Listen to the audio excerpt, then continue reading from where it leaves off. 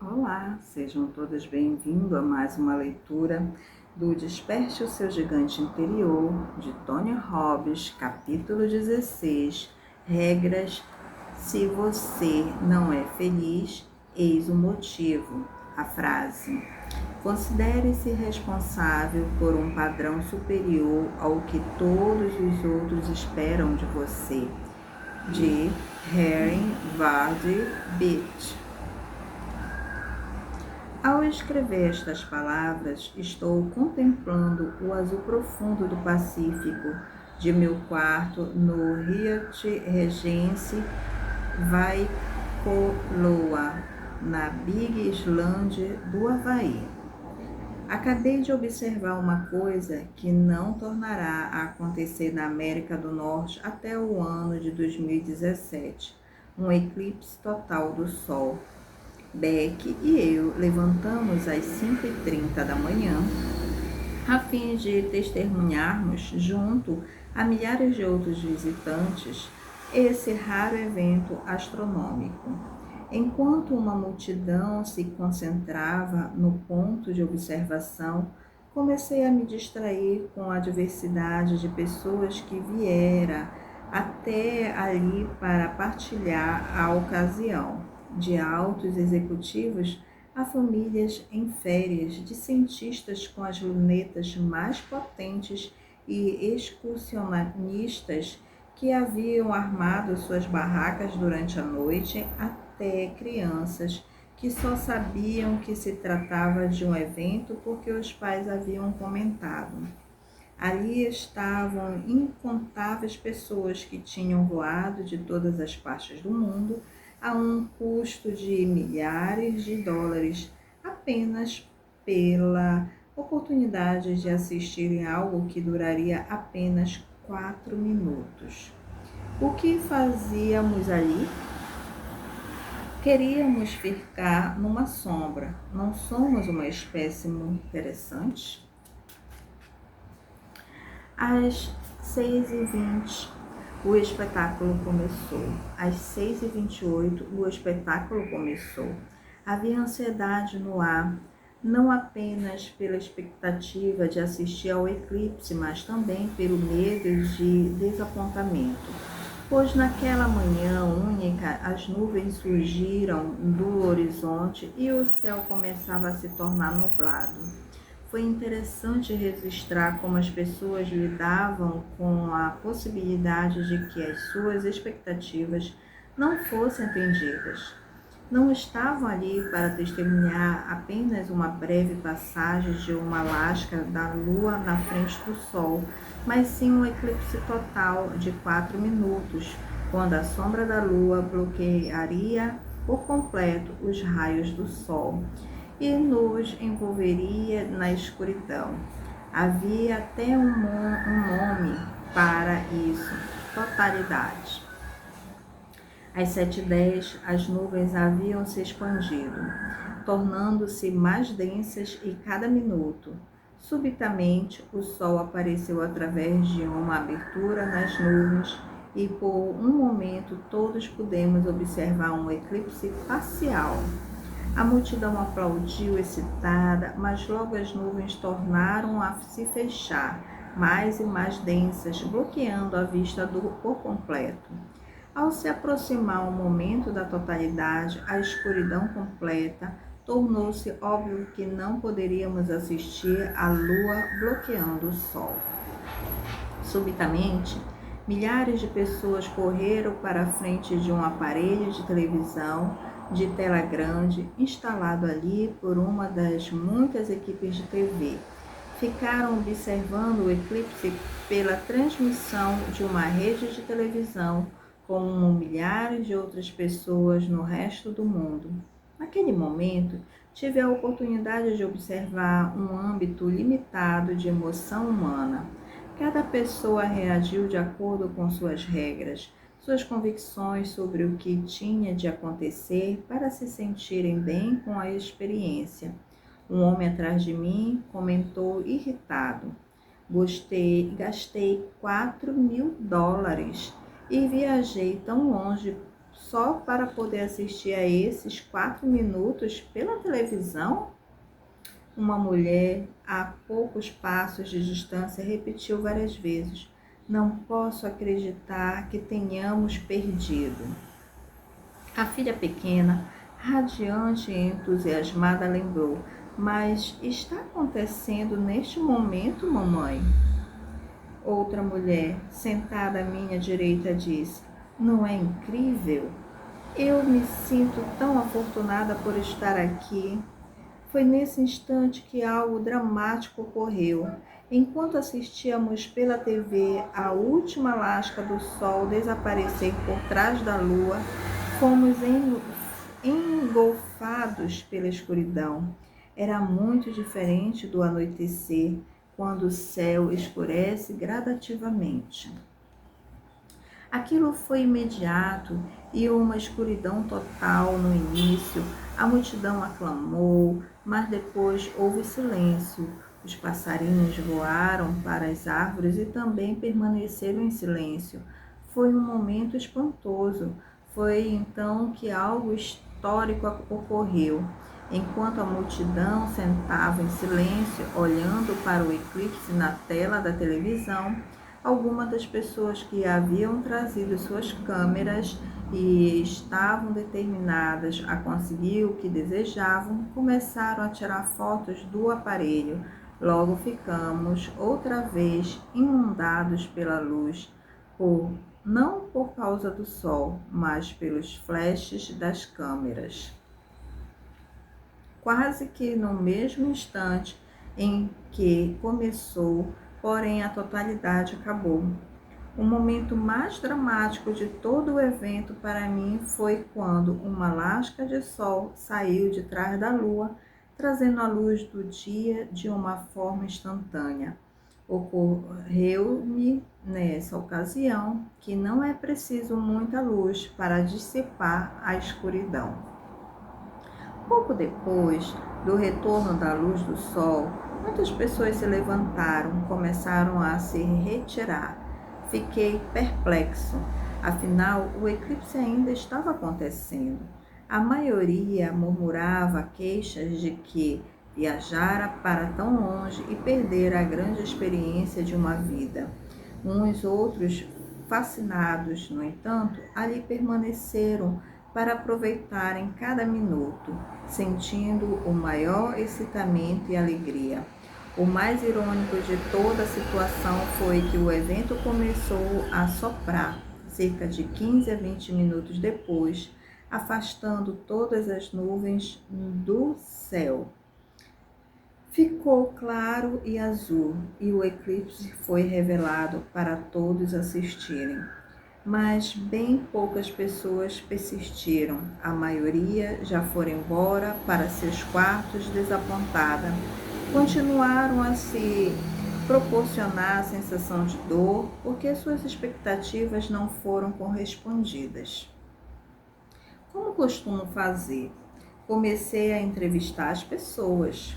Queria descobrir como havia sentido a experiência do eclipse. Muitas disseram que fora a mais incrível experiência espiritual de suas vidas. Uma mulher grávida massageou a barriga enorme e me contou que o eclipse, de alguma forma, criara um sentimento de vínculo mais forte com a criança por nascer e que aquele era o lugar certo da Terra para ela estar naquele momento. Que contraste de convicções e regras notei hoje. O que me pareceu mais engraçado foi o fato das pessoas se mostrarem tão excitadas e emocionais com algo assim, que era apenas uma sombra de 4 minutos. Se a gente pensar bem a respeito, a conclusão é de que o evento não é mais milagroso do que o sol nascer todas as manhãs. Pode imaginar se todas as manhãs as pessoas do mundo inteiro se levantassem cedo para assistir o nascimento do sol? E se as agências noticiosas cobrissem com entusiasmo o evento, acompanhando a ascensão do sol pelo céu? e todas as pessoas passassem a manhã comentando esse milagre? Pode imaginar o tipo de dias que teríamos? E se a rede de TV CNN iniciasse as suas transmissões com bom dia? Mais uma vez o milagre aconteceu, o sol nasceu. Por que não reagimos assim? Não seria possível? Pode apostar que sim, mas o problema é que já nos tornamos habituados. Estamos tão acostumados aos milagres que ocorrem ao nosso redor todos os dias que nem mesmo os consideramos mais como milagres. Para a maioria das pessoas, as regras sobre o que é valioso determinam o que cobicemos coisas que são escassas, em vez de apreciarmos os milagres que abundam.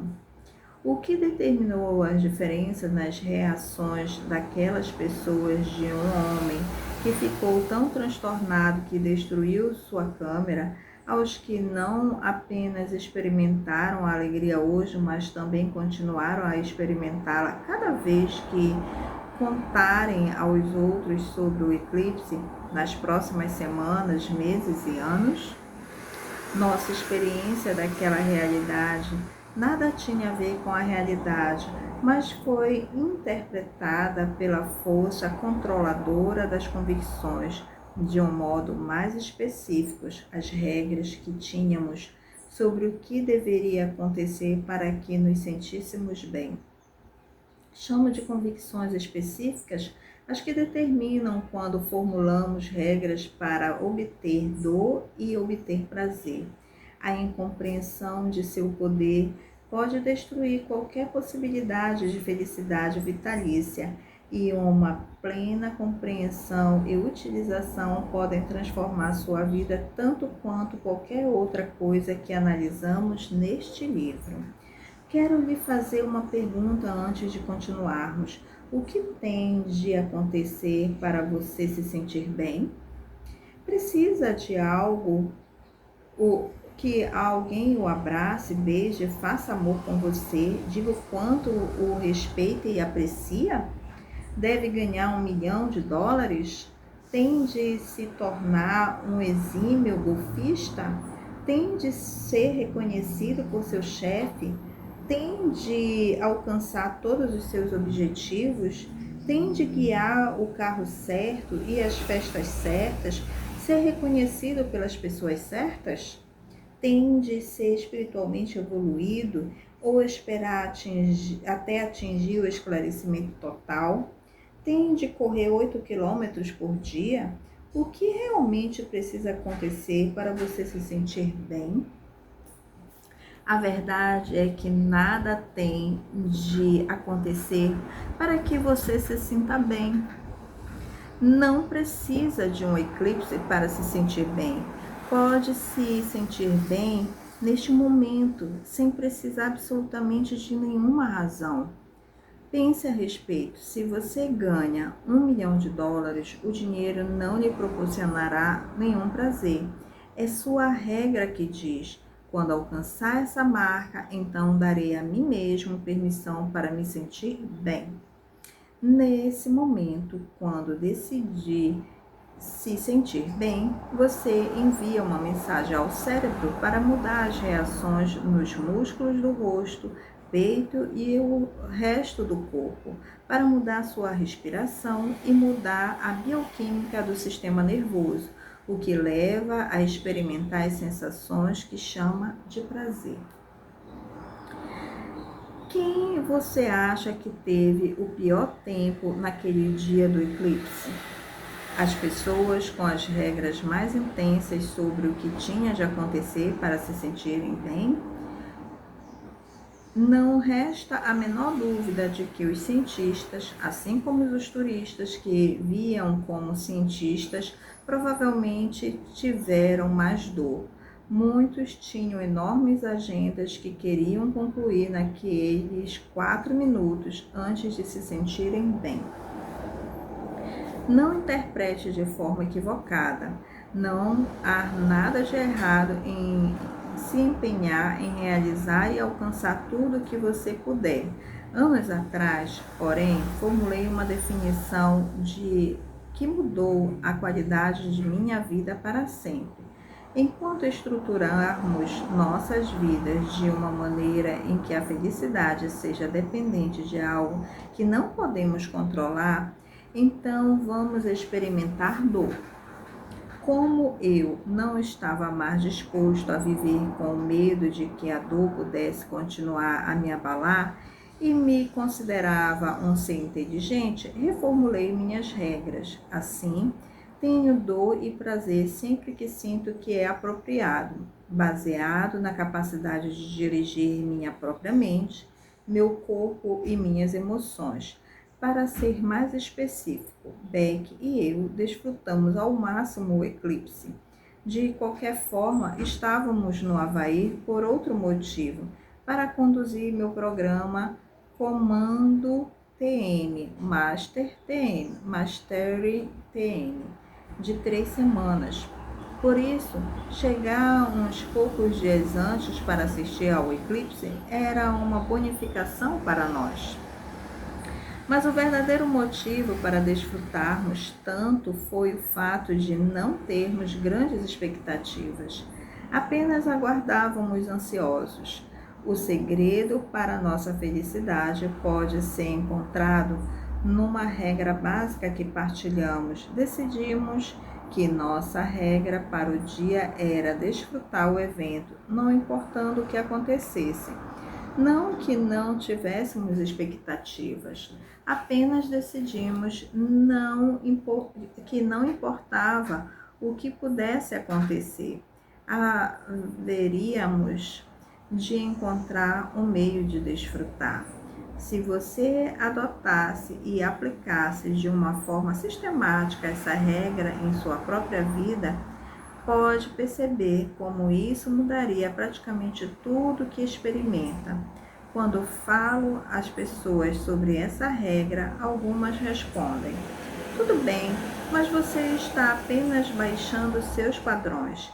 Nada poderia estar mais longe da verdade. Adotar essa regra é elevar seus padrões.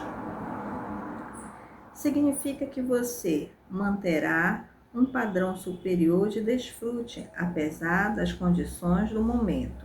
Significa que se comprometeu a ser bastante inteligente, bastante flexível e bastante criativo para dirigir seu foco e suas avaliações de uma maneira que lhe permita experimentar a verdadeira riqueza da vida.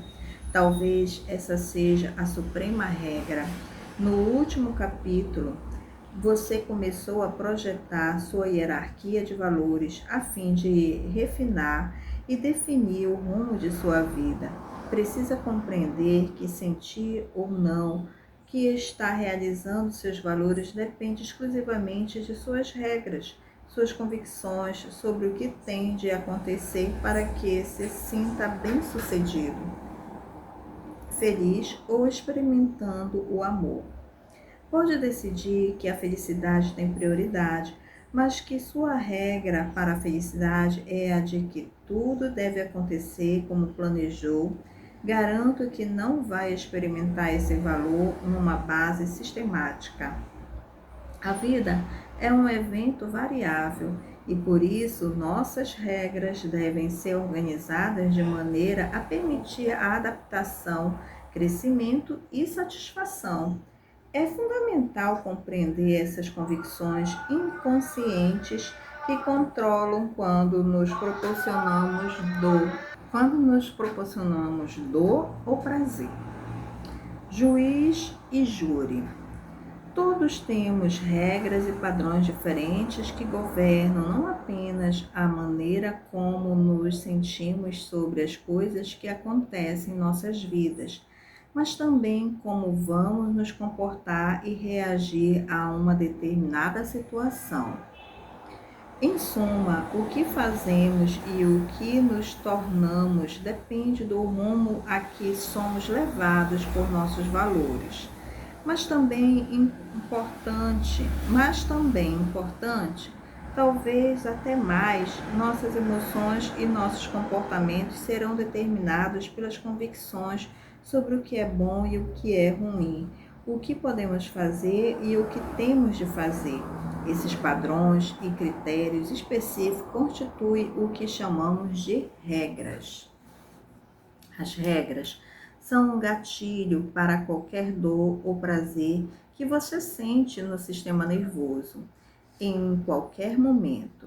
É como se tivéssemos um sistema judiciário em miniatura dentro do cérebro. Nossas regras pessoais são o supremo juiz e júri. Determinam se um certo valor é atendido ou não, se vamos nos sentir bem ou mal, se daremos a nós mesmos dor ou prazer. Se eu perguntasse, por exemplo, você tem um grande corpo? Como responderia? Dependeria se acha que corresponde a um determinado conjunto de critérios que usa para julgar um grande corpo. Aqui está uma pergunta. Você é um grande amante? Sua resposta estará baseada nas regras do que é exigido para ser um grande amante, os padrões que adota. Se você responde sim, sou um grande amante, eu descobriria suas regras ao fazer a pergunta básica. Como sabe que é um grande amante? O que tem de acontecer para você sentir que é um grande amante? Pode responder algo assim: sei que sou um grande amante porque a outra pessoa costuma dizer que foi sensacional. Outros podem dizer: sei que sou um grande amante porque minha amante me diz isso. Ou sei que sou um grande amante por causa das reações que obtenho de minha parceira. Outras pessoas podem dizer ainda: sei que sou um grande amante porque me sinto bem quando faço amor. As reações da parceira não têm a menor importância. Ou sua resposta pode ser apenas: pergunte por aí. Por outro lado, algumas pessoas não sentem que são grandes amantes. Isso acontece porque não são grandes amantes? Ou é porque suas regras são impróprias? Essa é uma pergunta importante para se responder. Em muitos casos, a pessoa não sente que é grande amante porque a parceira ou parceiro não lhe diz isso. A outra pessoa pode reagir com ardor, mas porque não atende a essa regra específica. Ela tem certeza de que não é grande amante. Essa situação de não sentir as emoções que merecemos não se limita aos relacionamentos ou atos de amor. A maioria das pessoas tem regras que são igualmente impróprias para definir o sucesso, fazer uma diferença, segurança, inteligência ou qualquer outra coisa. Tudo em nossas vidas, do trabalho à diversão, é presidido por esse sistema de juiz e júri.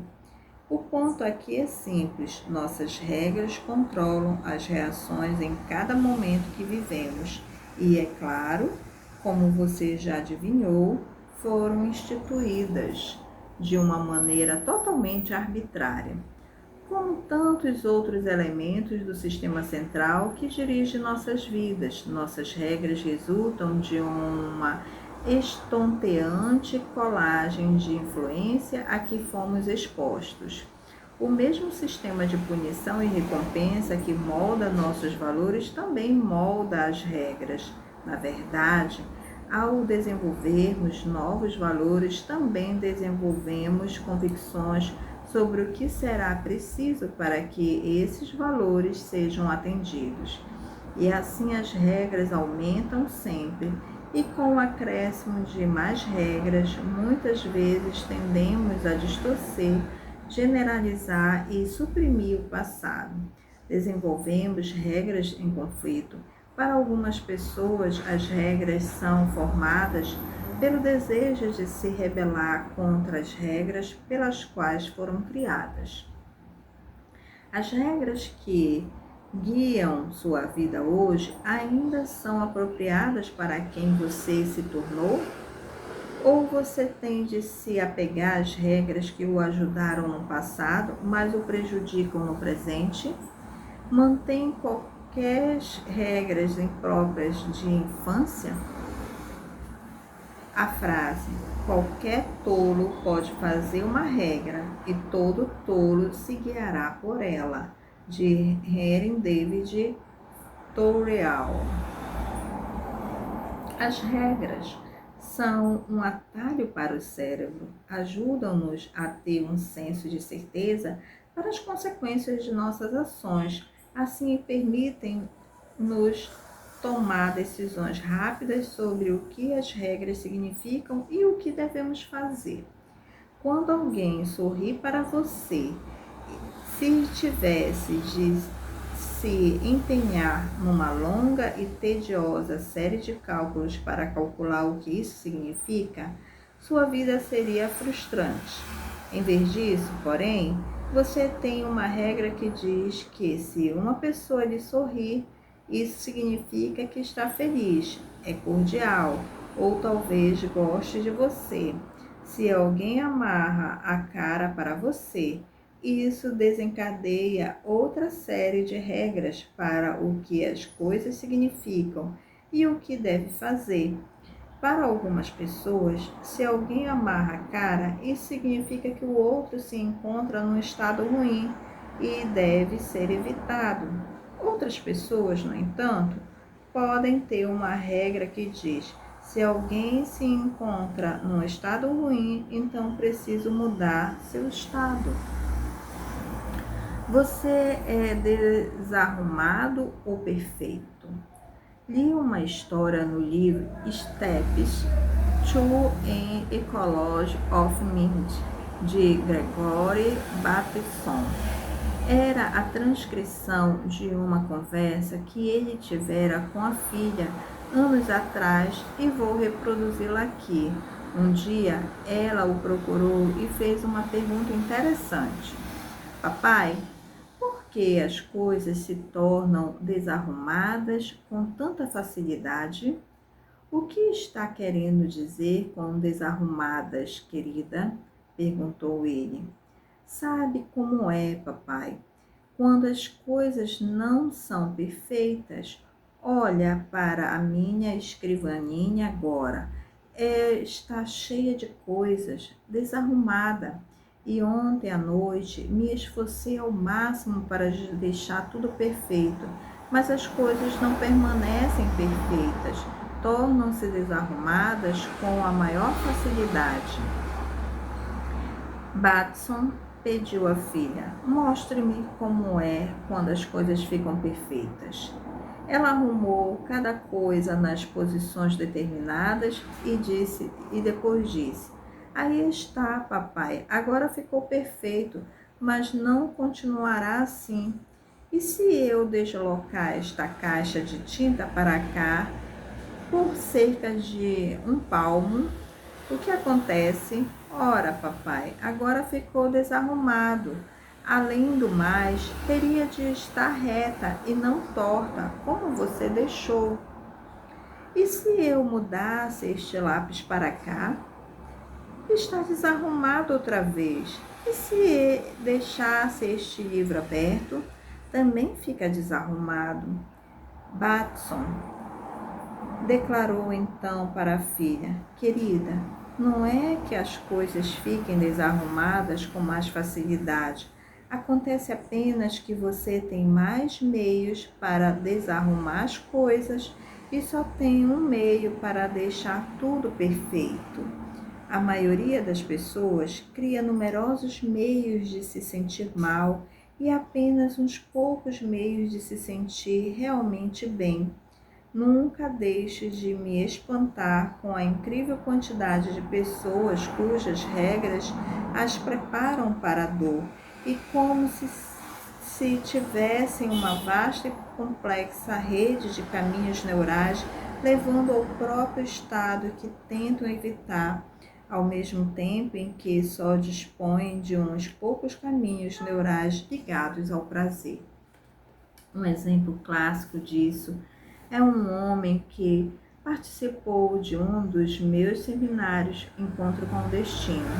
Era um famoso executivo, incluído na lista dos 500 de Fortune, amado pela comunidade por suas contribuições, muito ligado aos 5 filhos e à esposa, um homem em excelentes condições físicas, um maratonista.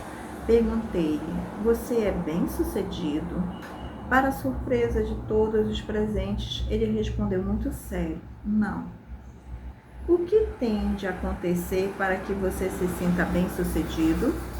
Essa é a pergunta fundamental que se deve sempre fazer para descobrir suas regras ou as de qualquer outra pessoa.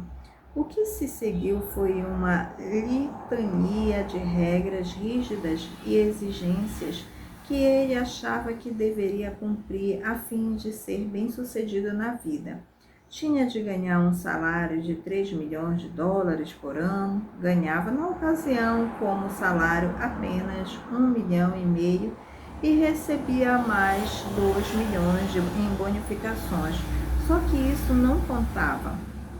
Precisava ter apenas 8% de gordura no corpo, estava com 9%. E nunca ficar frustrado com os filhos. Lembre-se de que ele tinha 5 e todos seguindo por rumos diferentes na vida. Em sua opinião, quais as possibilidades desse homem se sentir bem-sucedido quando tinha de atender ao mesmo tempo a todos esses critérios intensos e um tanto irracionais? É possível que algum dia ele se sinta bem-sucedido? Em contraste, havia outro homem que parecia em constante ebulição, como todos notaram, porque tinha muita energia. Parecia desfrutar o seminário e a vida ao máximo. Fiz-lhes a mesma pergunta: você é bem-sucedido? A expressão dele era radiante. Claro. O que tem de acontecer para você se sentir bem-sucedido? Ele explicou com um largo sorriso: é muito fácil. Tudo o que preciso fazer é levantar, olhar para baixo e constatar que estou acima do chão. A audiência delirou e ele acrescentou: cada dia acima do chão é um grande dia. Essa regra tornou-se uma das prediletas da equipe de Encontro com o Destino. Agora é apresentada em cada programa para nos lembrar como somos bem-sucedidos no momento em que nos levantamos todas as manhãs. Como o executivo que não satisfazia as próprias regras, você pode ganhar e sentir que está perdendo, porque o boletim que usa é injusto.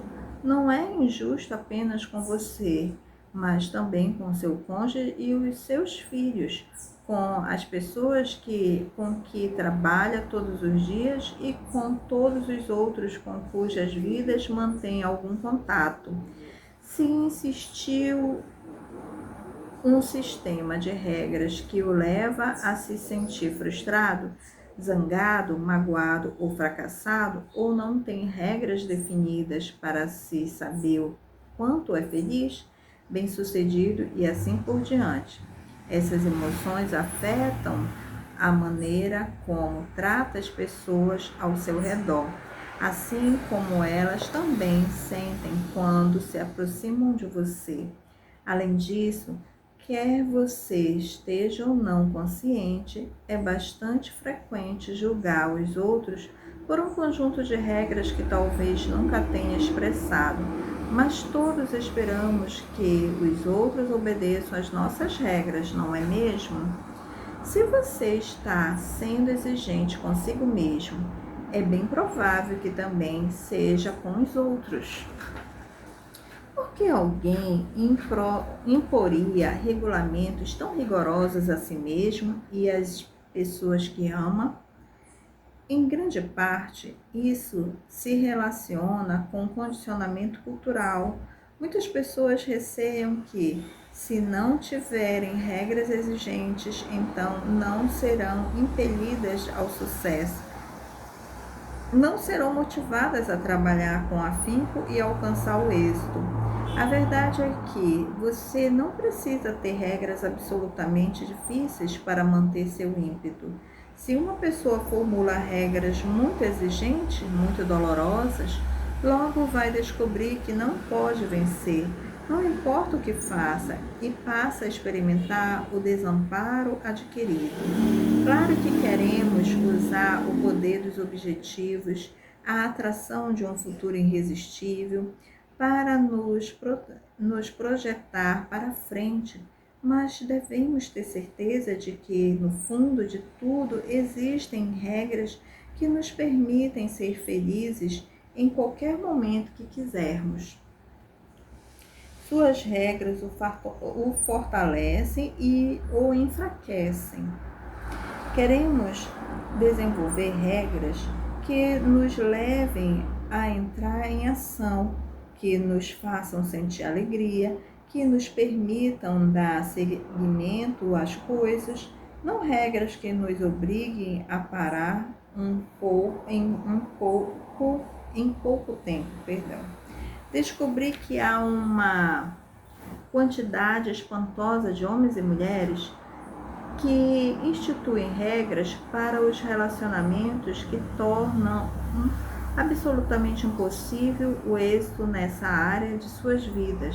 Por exemplo, a regra de algumas pessoas para o amor é: se você me ama, então fará tudo o que eu quiser.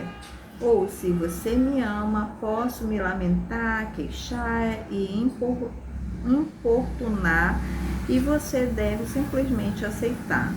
São regras apropriadas? Claro que não. Seriam injustas com as pessoas com quem você estaria partilhando um relacionamento.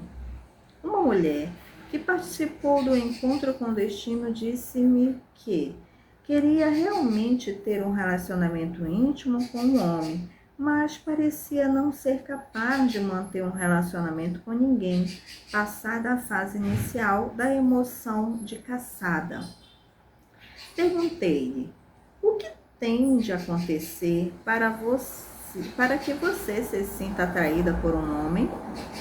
Suas regras ajudaram a nós dois a compreender no mesmo instante qual era o seu desafio. Para que ela se sentisse atraída por um homem, ele tinha de assediá-la constantemente, embora continuasse a rejeitá-lo. Se o homem insistisse, tentando superar a barreira, isso a levava a sentir uma intensa atração por ele. Significava que era um homem muito poderoso. Sua segunda regra era ainda mais interessante. Se ele persistia por mais de um mês, a mulher perdia o respeito e, com isso, a atração. Pode adivinhar o que costumava acontecer? Uns poucos homens absorviam sua rejeição e continuavam a assediá-la, mas é claro que a maioria desistia depois de um breve período. Assim, ela nunca teria um relacionamento com tais homens. Aos poucos que persistiam, contavam com seu favor secreto por algum tempo, mas depois de um período arbitrário de cerca de um mês, ela perdia por completo o interesse. Descobria-se incapaz de permanecer atraída por qualquer homem durante mais de um mês, porque nenhum homem era capaz de prever sua complexa escala. Quais as regras que são também inatingíveis? Algumas pessoas, para se sentirem no controle de qualquer situação, precisam saber com antecedência o que vai acontecer. Outras, para se sentirem confiantes em alguma área, precisam ter a experiência de fazer. Se fosse essa a minha regra para a confiança, eu não conseguiria realizar a maior parte do que fiz na vida. Muito do meu sucesso deriva da capacidade de sentir certeza de que podia alcançar algo, embora não tivesse referência a respeito. Minha regra para a confiança é a seguinte: se decido ser confiante, então vou me sentir assim em relação a qualquer coisa e minha confiança me ajudará a ter êxito. A competência é outra regra interessante. Algumas pessoas têm esta regra para a competência. Se eu fizer alguma coisa com perfeição ao longo de alguns anos, então sou competente. A regra de outras, se eu fizer de forma eficaz uma vez, então sou competente.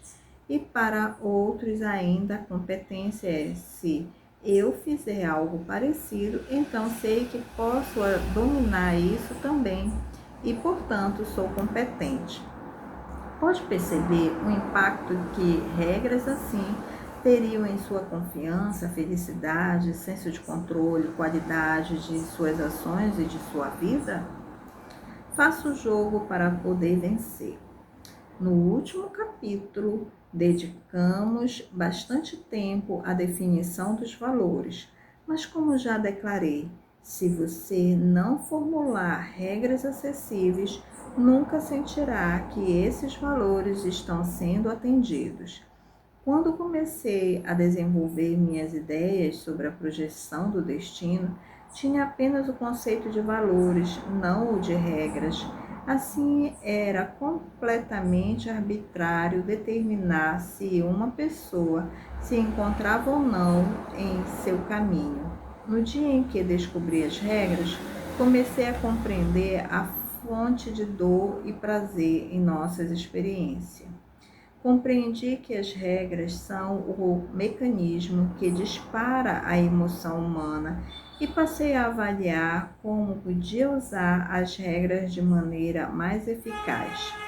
Como já mencionei antes, tornou-se evidente para mim que a maioria das pessoas está sintonizada para a dor. Suas regras fazem com que seja muito difícil se sentir bem e muito fácil se sentir mal. Darei um exemplo impressionante. Aqui estão os valores de uma mulher que chamaremos de Laurier, que participou de um dos meus primeiros seminários de encontro com o destino. Antigos valores atraentes de Laurier. Aí ele vai citar no quadro: amor, saúde, segurança, liberdade, sucesso, aceitação, excelência, harmonia, respeito, integridade, honestidade e diversão. À primeira vista, esses valores não parecem maravilhosos? Qualquer um pensaria que essa pessoa é provavelmente afetuosa, saudável, orientada para a liberdade. E a um exame mais atento, porém, já podemos perceber uns poucos desafios. O terceiro valor de Laurier é a segurança e o quarto valor é a liberdade. Esses dois se combinam? A realidade era que essa mulher se encontrava sintonizada para uma dor intensa, sentia-se frustrada em todos os sentidos da palavra e estava se tornando literalmente uma reclusa, escondendo-se das pessoas. Procurava vários terapeutas, mas nenhum conseguira descobrir o motivo. Todos trabalhavam em seus comportamentos, medos e em suas emoções, em vez de examinarem seu sistema central, de avaliar cada evento e experiência para que sua vida estava sintonizada. Comecei a definir suas regras para cada um dos valores. O que tem de acontecer para você se sentir? É uma pergunta, né? Para sentir amor, sua resposta foi: tenho de sentir que o mereci. Tenho de sentir que todas as minhas convicções são aceitas e aprovadas por todas as pessoas que conheço. Não posso sentir que sou amada se não for perfeita. Tenho de ser uma grande mãe, uma grande esposa e assim por diante. No mesmo instante, começamos a perceber o problema. O amor era o valor no topo de sua lista, a maior fonte de prazer que podia sentir no corpo. Contudo, suas regras não lhe permitiam se entregar a esse prazer, a menos que atendesse a complexos critérios que ela não podia controlar. Se qualquer um de nós tornasse sua capacidade de se sentir amado dependente de aceitação de nossas opiniões por todos, não sentiríamos o amor com muita frequência, não é mesmo? Há muitas pessoas com ideias e convicções diferentes e, por conseguinte, muitos meios de nos sentirmos mal. Como sabemos se uma regra nos fortalece ou enfraquece? Há 3 critérios primários. 1. É uma regra enfraquecedora se é impossível atendê-la, se seus critérios são tão variados, complexos e rígidos que você não pode nunca vencer no jogo da vida. É evidente que você tem uma regra enfraquecedora. 2. Uma regra é enfraquecedora se algo que você não pode controlar determina se a regra for atendida ou não. Por exemplo, se outras pessoas têm de reagir a você de uma determinada maneira ou se o ambiente deve ser de uma determinada maneira, então é evidente que se trata de uma regra enfraquecedora. Um exemplo clássico é o das pessoas esperando para ver o eclipse e que não poderiam ser felizes a menos que o tempo, algo que não podiam controlar, correspondesse às suas expectativas específicas. 3. Uma regra é enfraquecedora se proporciona apenas alguns meios de se sentir bem e numerosos meios de se sentir mal. Laurie não conseguia preencher esses 3 critérios para as regras enfraquecedoras? Ter de sentir que todas as suas convicções eram feitas e aprovadas pelas pessoas era um critério impossível. Era preciso o ambiente externo, algo que ela não podia controlar, as opiniões dos outros, para se sentir bem? Aqui estão algumas outras regras de Laurie para a sua hierarquia de valores. Antigos valores e regras atraentes de Laurie. Amor. Tenho de sentir que o mereci, que todas as minhas convicções são aceitas e aprovadas. Não posso sentir que sou amada se não for perfeita. Tenho de ser uma grande mãe e esposa. Saúde. Tenho de sentir que minha dieta é perfeita por meus padrões rigorosos. Tenho de estar completamente livre da dor física. Devo sentir que sou mais saudável do que todas as outras pessoas que conheço e servir como um exemplo. Segurança. Todos devem gostar de mim. Devo sentir que todos que conheço tenham certeza de que sou uma boa pessoa. Devo ter certeza de que não haverá uma guerra nuclear. Devo ter muito mais dinheiro em minha poupança do que já possuo. Liberdade. Devo estar no controle das demandas profissionais, horários, remuneração, opiniões, etc. Devo ter bastante segurança financeira para não viver sob a tensão de pressões econômicas. Quais as probabilidades, em sua opinião, de que Laurie atenda a uma das suas regras? Reparou que em suas regras para a saúde? Tenho de sentir que minha dieta é perfeita por meus padrões rigorosos. Ela não apenas era vegetariana, mas também só comia os alimentos crus e nem assim se sentia perfeita. Quais são as suas possibilidades de ser mais saudável do que qualquer outra pessoa que conheça, não muitas, a menos que se interne numa unidade de tratamento intensivo. Antigos valores e regras repelentes de Laurie. Rejeição. Eu me sinto rejeitada se alguém não partilhar minhas convicções, se alguém parece saber mais do que eu. Fracasso. Sinto fracasso se alguém não acredita que sou uma boa pessoa. Sinto fracasso se acho que não apoio o suficiente a mim mesma ou a minha família. Raiva. Sinto raiva quando acho que o que faço não é apreciado, quando as pessoas me julgam antes de me conhecerem. Essas regras repelentes também são imobilizantes. Repare como é fácil se sentir mal e como é difícil se sentir bem. Se tudo o que é necessário para que ela se sinta rejeitada é alguém não partilhar as suas convicções, então ela está fadada a sofrer muito. E quais são as chances em sua vida das pessoas julgarem-no antes de virem a conhecê-lo? Apenas cerca de 100%. Com essas regras, pode imaginar como seria viver num corpo de Laurie?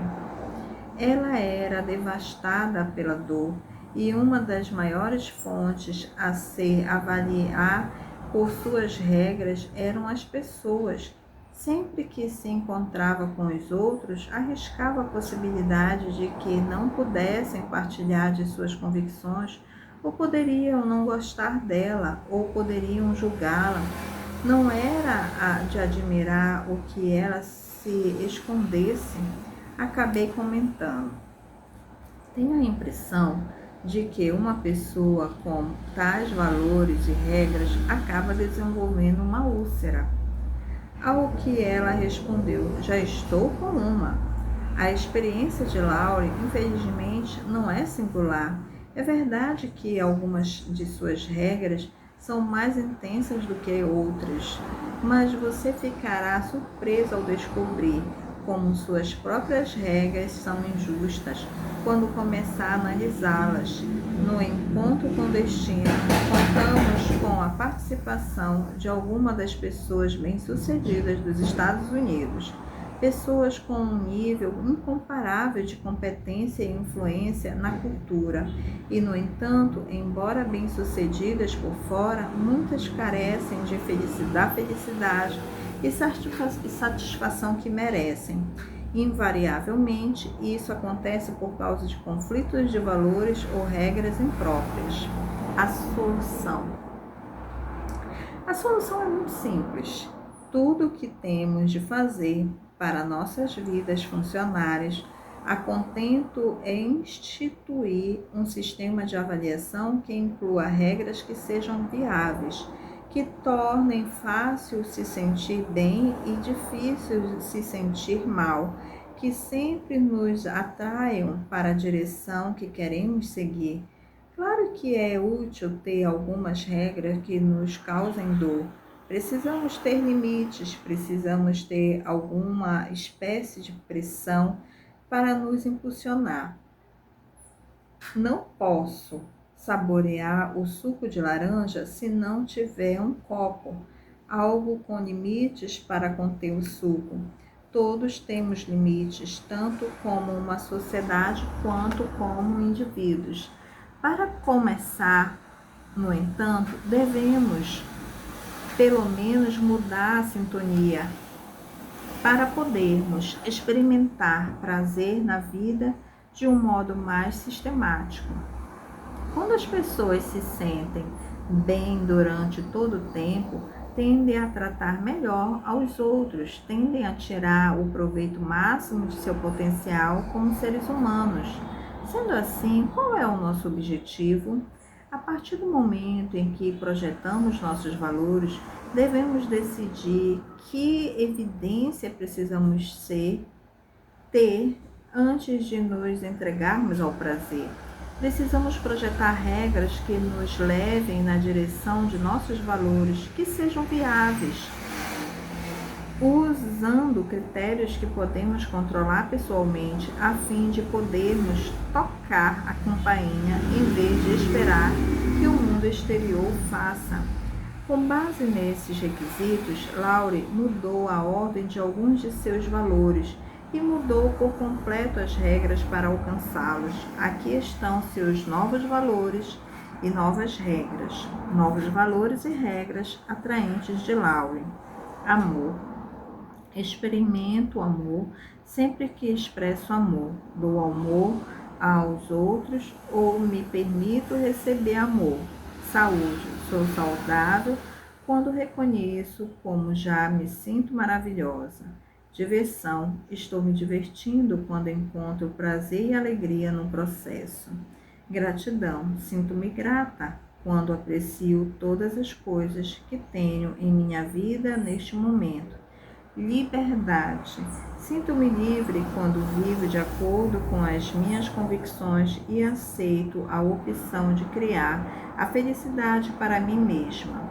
Observe que a diversão é agora uma prioridade. Isso transformou sua experiência de vida, para não mencionar o relacionamento com a filha e o marido, mas ainda mais vigorosas foram as mudanças que ela efetuou em suas regras.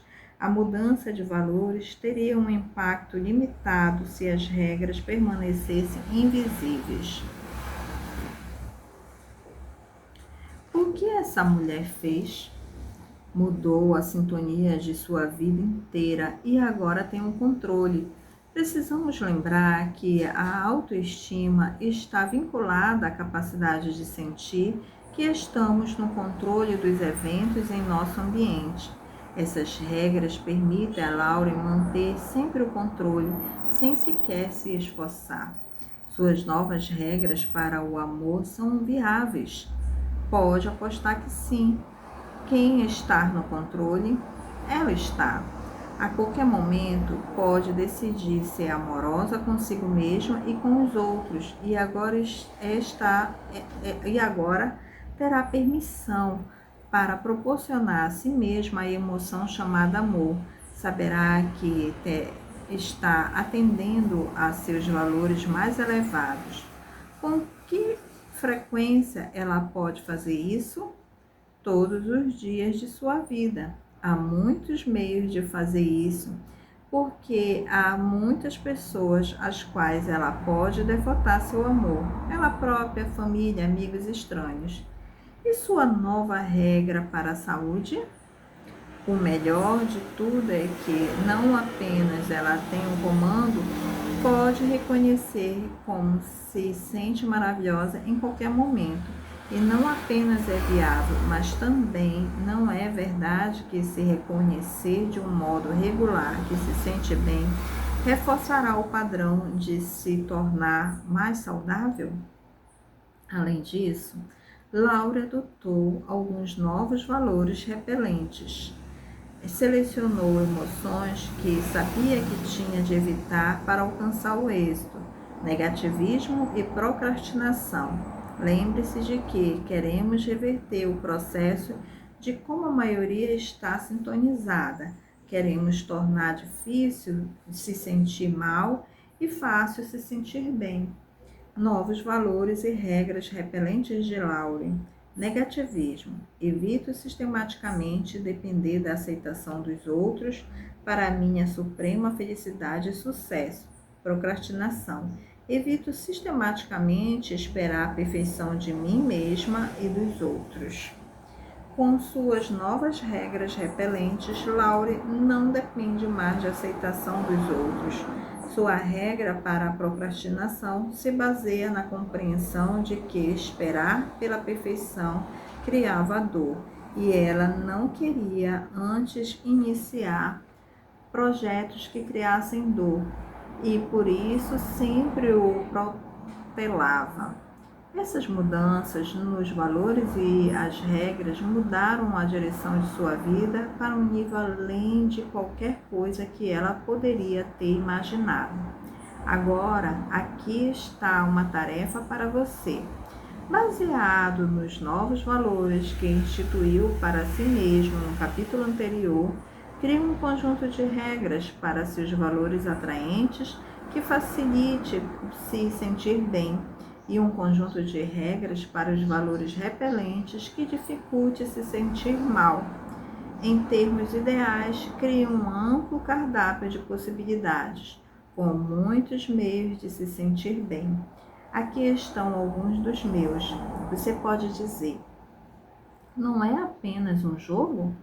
Eu não poderia instituir uma regra para a saúde que me exigisse apenas respirar?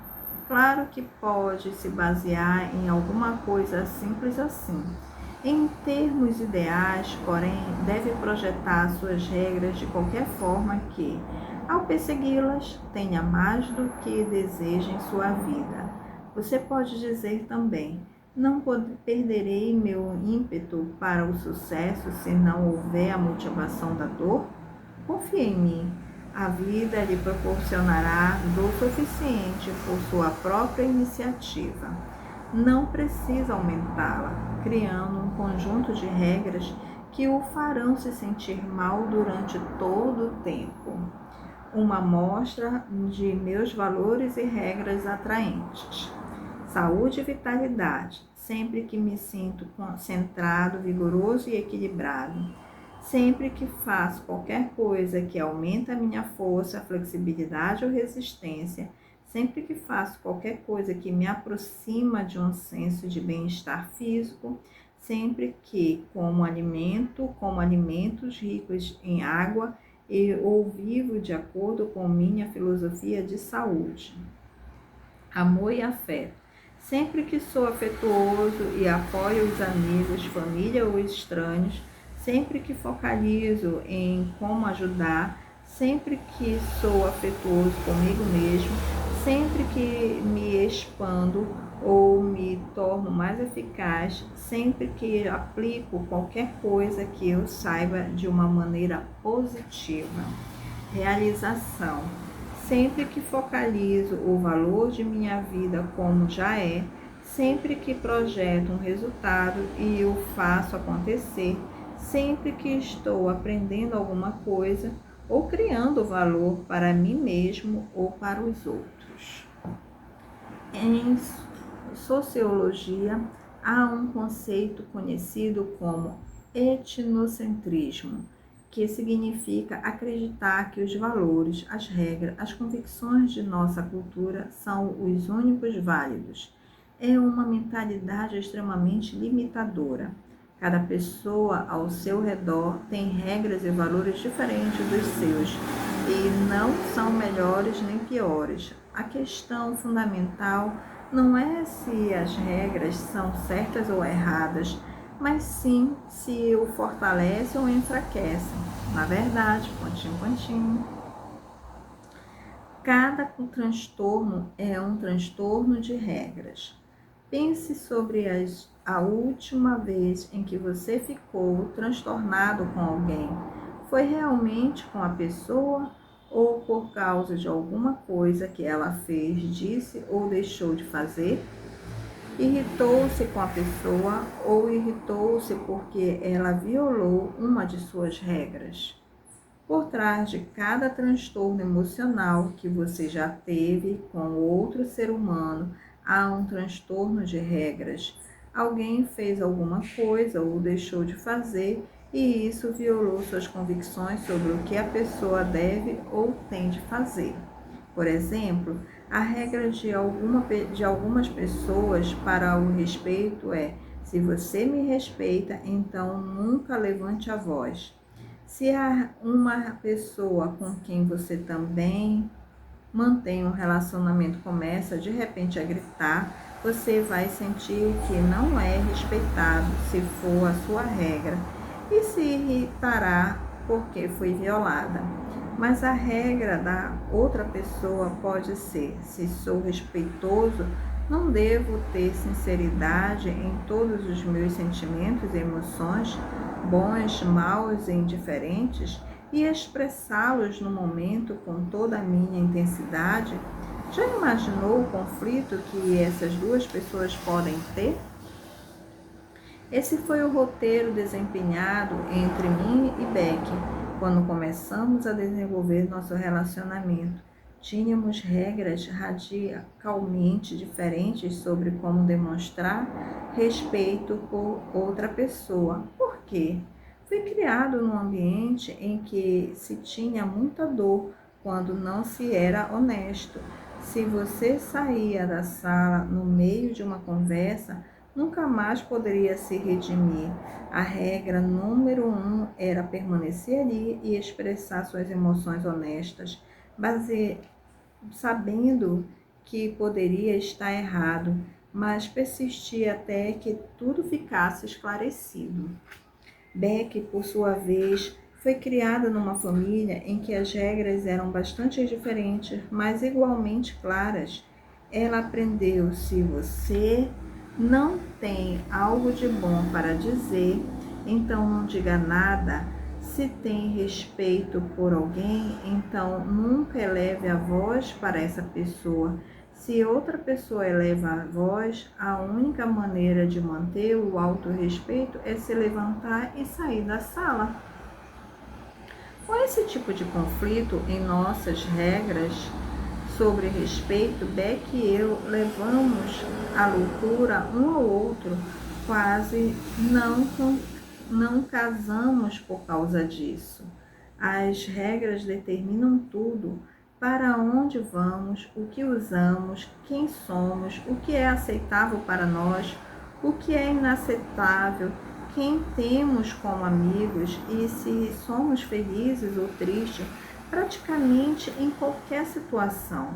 A regra de algumas pessoas para lidar com os transtornos é: se você gosta de mim, então me deixe sozinho e resolverei tudo à minha maneira. A regra de outras pessoas é: se alguém está transtornado e você gosta da pessoa, deve interferir para tentar ajudar. Isso cria um tremendo conflito. As duas partes estão tentando realizar a mesma coisa, que é demonstrar respeito e interesse uma pela outra, mas suas regras determinam comportamentos diferentes, e as regras de interpretação farão com que as ações pareçam adversas em vez de apoio. Portanto, se você se sente zangado ou transtornado com alguém, lembre-se de que são as suas próprias regras que o estão transtornando, não o comportamento da outra pessoa. Isso o ajudará a parar de culpá-la. Pode superar seu transtorno num instante, fazendo uma pausa e se perguntando: estou reagindo à situação de uma forma inteligente? Depois tenha uma comunicação direta com a pessoa dizendo algo assim: lamento ter reagido dessa maneira. Acontece apenas que você e eu temos regras diferentes sobre o que precisamos fazer nessa situação. Minhas expectativas são de que, se você me respeita, fará, e sei que não são essas as suas regras. Assim, por favor, diga-me quais são as suas regras. Como você expressa respeito, amor, interesse, preocupação, etc. Assim que ambos souberem com clareza o que a outra pessoa quer, é possível chegar a um acordo. Pergunte: estaria disposta a fazer para que eu me sinta respeitado? Estou disposto a fazer por você.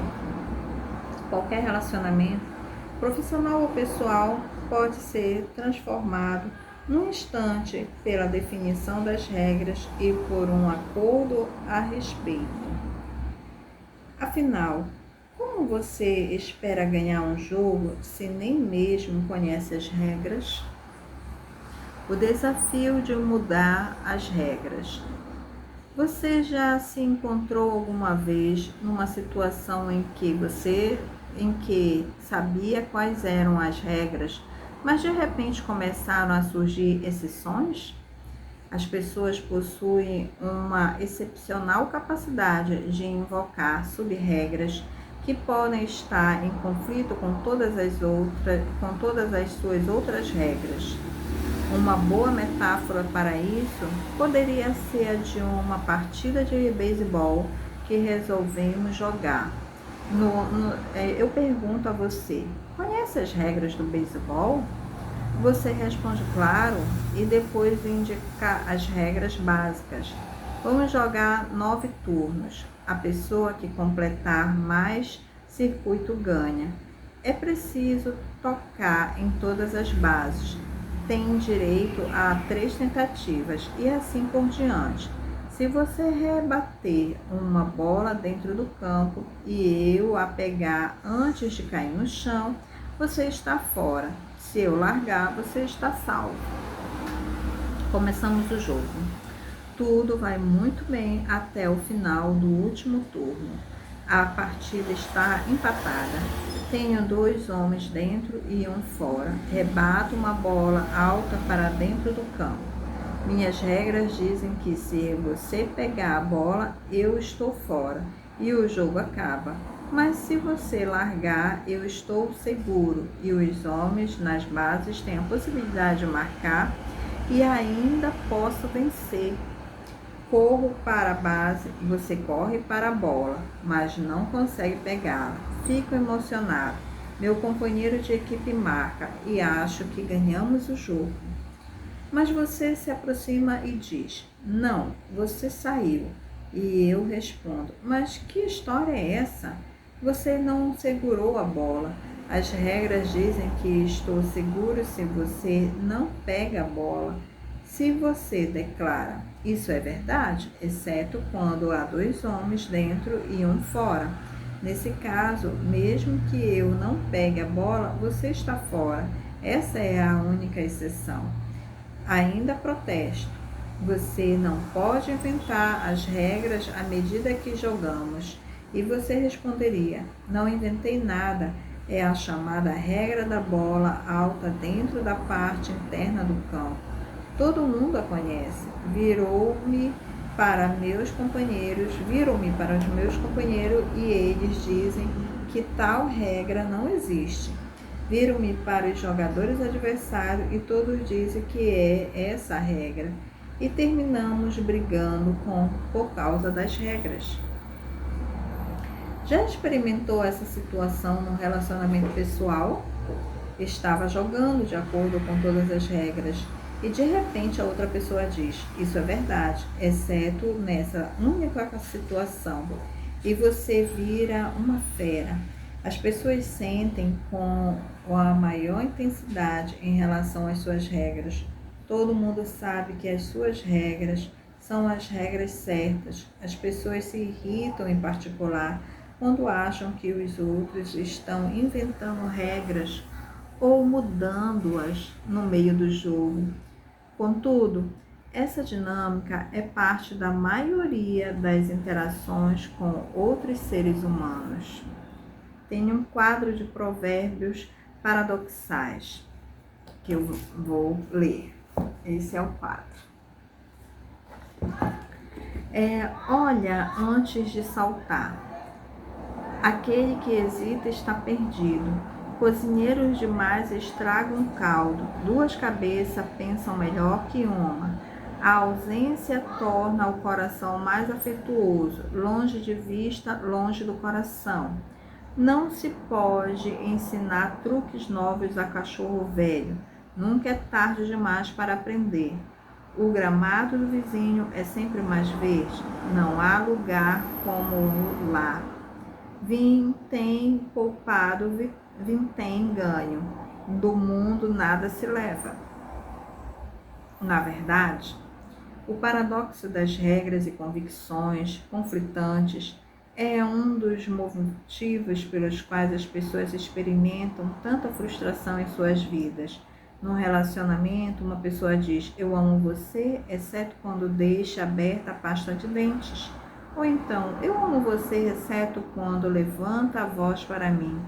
Algumas dessas sub-regras parecem totalmente triviais, mas podem ser bastante perniciosas. A melhor maneira de lidar com isso é se lembrar que suas regras não se baseiam na realidade, são puramente arbitrárias, só porque você as tem usado e possui um forte sentimento a respeito. Isso não significa que sejam as melhores regras ou as regras certas. As regras devem ser projetadas para fortalecer nossos relacionamentos, não para destruí-los. A qualquer momento que uma regra atrapalha, a pergunta que precisamos fazer é a seguinte: o que é mais importante, meu relacionamento ou minhas regras? Vamos supor que sua confiança tenha sido violada num relacionamento romântico e agora sente medo de se ligar a qualquer outra pessoa. Tem agora uma regra que diz: se você ficar muito ligado, vai se machucar. Ao mesmo tempo, seu valor mais alto é o amor.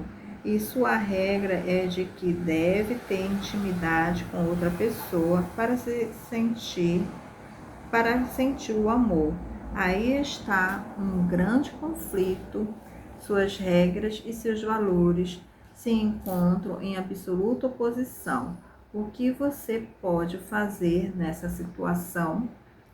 O primeiro passo é compreender que tem regras conflitantes.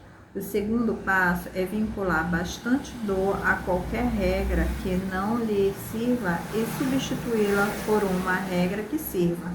Mais importante ainda, se você quer ter relacionamentos de qualidade com outras pessoas, na vida profissional ou pessoal, então deve, pontinho, comunicar suas regras.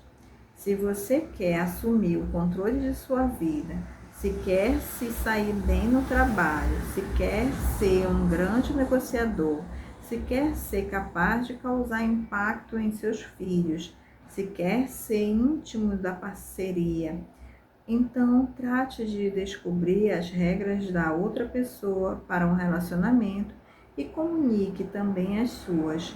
Não espere que as outras pessoas vivam de acordo com as suas regras.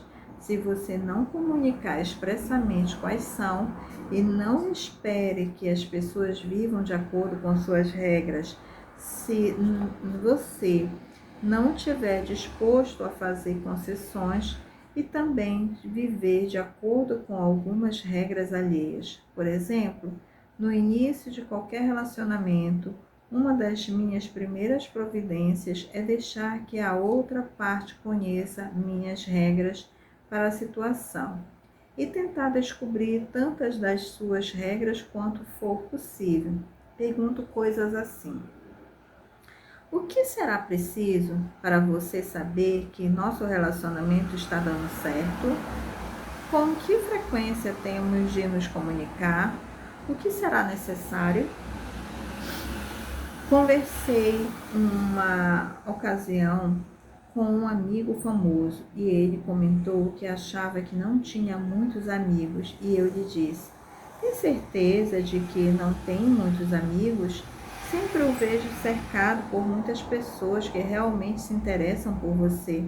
Será que é porque tem regras que eliminam muitos que poderiam se tornar seus amigos? Apenas sinto que não são meus amigos. O que tem de acontecer para que você sinta que eles são seus amigos? Acho que nem mesmo sei conscientemente quais são as minhas regras. Ele pensou um pouco a respeito e identificou uma de suas principais regras para a amizade. Se você é um amigo, então fale com ele pelo menos 2 ou 3 vezes por semana. É uma regra bem interessante, pensei. Tenho amigos no mundo inteiro, pessoas que amo com absoluta sinceridade. Mas as regras, até com meus maiores amigos, pode passar um mês ou mais sem que tenhamos uma oportunidade de nos falar, por causa de nossos inúmeros compromissos. Muitas vezes trabalho em seminários do início da manhã até a tarde da noite e posso receber até 100 telefonemas durante o dia.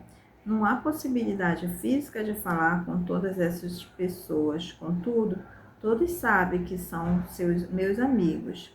Acha que eu sou seu amigo? Perguntei a ele. Intelectualmente, sei que é, mas às vezes sinto que não, pois quase não nos falamos.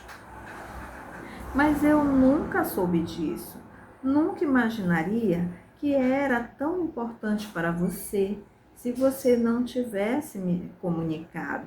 Aposto que tenho uma porção de amigos que adorariam conhecer suas regras para a amizade, se ao menos soubesse quais são. Minha definição para amizade é muito simples. Se você é um amigo, gosta de uma pessoa incondicionalmente e fará qualquer coisa que puder para apoiá-la. Se a pessoa o procura quando se encontra em dificuldades ou em grande necessidade, você está sempre disposto a ajudar. Os meses podem passar, mas a amizade nunca enfraquece depois que você decide que alguém é de fato seu amigo. E ponto final, você jamais questiona a amizade. Creio que tenho muitos amigos porque minhas regras para a amizade são tão fáceis de satisfazer. Tudo o que você precisa fazer é se preocupar comigo e me amar. E eu vou me preocupar com você e amá-lo, e agora somos amigos. É da maior importância comunicar suas regras para qualquer situação na vida, quer seja amor, amizade ou trabalho. Mas uma coisa, mesmo que esclareça todas as regras de antemão, ainda podem ocorrer mal-entendidos. Pode apostar que sim. Às vezes você esquecerá de comunicar uma de suas regras, ou pode não saber conscientemente quais são algumas de suas regras. Por isso, é tão importante a comunicação permanente. Nunca presuma em se tratando de regras. Comunique. Há algumas regras que você não pode violar. Quanto mais eu estudava o comportamento das pessoas e o impacto de suas regras, mais me interessava por uma dinâmica que notava de forma sistemática. Há determinadas regras que as pessoas nunca violam e outras que eram sempre violadas. Sentia-se mal a respeito de cada ocasião, mas mesmo assim faziam. Qual era a diferença? Depois de alguma pesquisa, a resposta tornou-se evidente. Temos uma hierarquia de regras, assim como existe a de valores. Há certas regras cuja violação nos causaria tanta dor que nem sequer consideramos a possibilidade. Raramente as violamos, se é que alguma vez o fazemos. Chamo essas regras de regras do limiar. Por exemplo, se eu lhe pedisse para dizer uma coisa que nunca faria, você responderia com uma regra de limiar. Diria uma regra que jamais violaria. Por quê? Porque vincula dor demais a isso. Por outro lado, temos algumas regras que não queremos violar. Eu as chamo de padrões pessoais. Se as violamos, não nos sentimos bem a respeito, mas dependendo dos motivos, estamos dispostos a violá-las a curto prazo. A diferença entre esses dois conjuntos de regras pode ser formulada com as palavras deve e tem o poder, ou pode. Há certas coisas que devemos fazer, certas coisas que não devemos fazer, certas coisas que temos de fazer, certas coisas que nunca podemos fazer. As regras do temos e do nunca podemos são as regras de limiar. As regras do devemos e não devemos são as regras de padrões pessoais. Todas elas proporcionam uma estrutura às nossas vidas. Regras imperativas em excesso podem tornar a vida insuportável. Assisti certa ocasião a um programa que apresentou 20 famílias de quíntuplos. Perguntaram aos pais qual a coisa mais importante que vocês aprenderam para manter a sanidade. Uma resposta se repetiu: não ter regras demais. Com tantos corpos em movimento, tantas personalidades diferentes, você vai enlouquecer se tiver regras em demasia. A lei das probabilidades diz que as regras serão constantemente violadas e com isso você viveria em tensão permanente, reagindo a tudo. Esse tipo de tensão afeta você e as pessoas ao redor. Pense nas regras que temos hoje para as mulheres em nossa sociedade. Há até um nome para isso, a síndrome da supermulher. As mulheres de hoje parecem ter de fazer tudo e ainda por cima com perfeição. Não apenas ter de cuidar do marido, filhos, pais e amigos, mas também deve manter um corpo perfeito, sair às ruas para mudar o mundo, evitar a guerra nuclear e ainda por cima ser eficiente executiva. Acha que isso pode criar um pouco de tensão na vida, ter tantos imperativos para se sentir bem-sucedida? Claro que as mulheres não são as únicas na sociedade que passam por isso. Também os homens, as crianças de hoje sofrem uma tremenda tensão por causa do aumento de expectativas. Se somos sobrecarregados com muitos imperativos que temos de satisfazer, perdemos o entusiasmo e o gosto pela vida e não queremos mais continuar no jogo. O amor próprio deriva de saber que você tem o controle sobre os acontecimentos. Não são os acontecimentos que o controlam. E quando você tem muitas regras imperativas, aumentam as possibilidades de violação. Qual seria uma regra de nunca pode num relacionamento? Muitas pessoas responderiam: meu marido ou esposa nunca pode ter uma relação extraconjugal. Para outras pessoas, no entanto, isso é apenas uma regra de deve. Meu marido ou esposa nunca deve ter uma ligação extraconjugal. Essa diferença nas regras encerra o potencial de criar problemas ao longo do caminho? É bem possível. Na verdade, quando as pessoas têm transtornos em seus relacionamentos, invariavelmente é porque nunca definiram, embora tenham concordado sobre as regras em geral, o que é uma regra de nunca deve e outra de nunca pode. É necessário não apenas compreender as regras da outra pessoa, mas também ter em mente que as duas espécies de regras são apropriadas.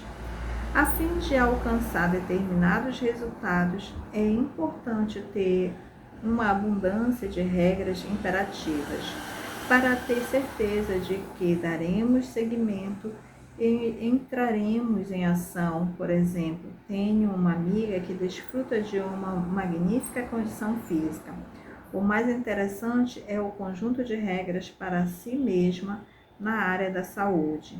Há bem poucos deve e uma porção de tem e nunca pode. Perguntei a ela: o que você nunca pode fazer se quiser ser saudável? Nunca posso fumar, nunca posso violar meu corpo com drogas, nunca posso me empanturrar de comida, nunca posso deixar passar mais de um dia sem ginástica. E o que tem de fazer para ser saudável? A lista foi longa. Tenho de fazer exercícios todos os dias, meia hora no mínimo, tenho de comer os tipos certos de alimento, tenho de comer apenas frutas pela manhã, tenho de combinar os alimentos de forma apropriada, tenho de andar de bicicleta pelo menos 80 quilômetros por semana. E a lista continuava. Ao final, perguntei quais eram as suas regras de deve, ao que ela respondeu: devo fazer mais exercícios. Essa mulher tem uma amiga com excesso de peso. Quando lhe perguntei o que nunca podia fazer para ser saudável, ela me fitou aturdida. Não tinha regras de nunca pode na área da saúde, mas tinha algumas regras imperativas. Tinha de comer e tinha de dormir. Indaguei se tinha alguma regra de deve, e a mulher disse: claro, devo comer melhor, devo fazer exercício, devo cuidar melhor do meu corpo.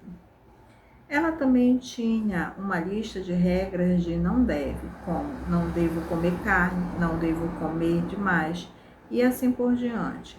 Havia muitas coisas que ela sabia que devia fazer, mas como tinha bem poucas regras imperativas, nunca alcançou a posição de se proporcionar uma dor intensa por fazer coisas que não eram saudáveis. Assim, não era difícil compreender por que ela nunca conseguiria emagrecer. Se você alguma vez já adiou qualquer coisa, não estaria usando algumas regras de deve, como devo iniciar este projeto ou devo começar um programa de exercícios? O que aconteceria se, em vez disso, você dissesse: tenho de iniciar este processo ou tenho de começar um programa de exercício, e depois desse segmento, pelo condicionamento em seu sistema nervoso? Lembre-se de que todos precisamos de alguma estrutura. Algumas pessoas não têm regras definidas para o momento em que se tornam bem-sucedidas. As regras podem oferecer o contexto para criarmos o valor adicional. As regras podem nos motivar a dar seguimentos, podem nos levar a crescer e expandir. Seu objetivo é apenas criar um equilíbrio entre as regras imperativas e as regras do deve, e utilizar os dois tipos de regras no contexto apropriado. Realinhamento de regras. Agora, comece a assumir o controle de suas regras, escrevendo as respostas para as perguntas seguintes. Formule as respostas da maneira mais meticulosa possível. 1. O que é preciso para você se sentir bem-sucedido? O que é preciso para você se sentir amado pelos filhos, pela esposa, pelos pais e por qualquer outra pessoa que seja importante para você? 3. O que é preciso para você se sentir confiante? 4. O que é preciso para você sentir que é excelente em qualquer área de sua vida? Agora examine essas regras e pergunte a si mesmo: são apropriadas? Fiz com que se tornasse difícil me sentir bem e fácil de me sentir mal? Precisa que aconteçam 129 coisas antes de se sentir amado? Precisa de apenas uma ou duas para se sentir rejeitado? Se isso é verdade, mude seus critérios e formule regras que o fortaleçam. O que suas regras precisam ser para que se sinta feliz e bem-sucedido neste empenho? Aqui está uma noção fundamental. Projete suas regras para ter o controle, para que o mundo exterior não tenha que determinar se você se sente bem ou mal. Faça com que seja extremamente fácil para você se sentir bem e extremamente difícil se sentir mal. Para as regras que governam seus valores atraentes, use a frase sempre que eu. Em outras palavras, crie diversos meios para se sentir bem. Por exemplo, sinto que sou amado sempre que dou amor, ou sempre que eu passo algum tempo com as pessoas que amo, ou sempre que eu sorrio para alguém novo, ou sempre que eu converso com um velho amigo, ou sempre que eu observo alguém fazendo alguma coisa boa por mim, ou sempre que eu aprecio os que já me amam. Percebeu o que fez? Armou o jogo do vencer, ajeitando o baralho ostensivamente em seu favor. Encontre toneladas de meios de satisfazer suas regras para sentir amor. Faça com que seja extremamente fácil experimentar esse prazer e trate de incluir muitos critérios que estejam sob seu exclusivo controle, a fim de não depender de ninguém ou qualquer coisa para se sentir bem. Sempre que você fizer quaisquer dessas coisas, você sentirá amor, não por atender a algum critério bizarro, que só ocorreria com a mesma frequência de um eclipse total do Sol. Por falar nisso, tenho uma regra para você. Enquanto faz isso, você deve se divertir, seja ousado, explore as profundezas. Passou a vida inteira usando regras para contê-lo. Por que não dar boas risadas à custa disso? Talvez tudo que precise para se sentir amado seja mexer o dedão do pé. Parece que esquisito, mas quem sou eu para decidir o que lhe proporciona prazer? Agora, trate de descobrir as regras das pessoas ao redor. Faça uma pesquisa, descubra quais são as regras de seus filhos para serem membros da família, ou para serem bem-sucedidos na escola, ou para se divertirem. Aposto que ficará espantado com suas descobertas. Descubra as regras do cônjuge. Pergunte a seus pais, pergunte a seu chefe ou empregados. Uma coisa certa, se não conhece as regras, você está afadado a perder, porque é inevitável que as viole, mais cedo ou mais tarde. Mas se compreende as regras das pessoas, pode prever o comportamento delas, pode atender às suas necessidades e assim enriquecer as qualidades dos relacionamentos. Lembre-se de que a regra mais fortalecedora é gostar de si mesmo, não importa o que aconteça. Nos últimos capítulos, quase concluímos o estudo dos 5 elementos do sistema central.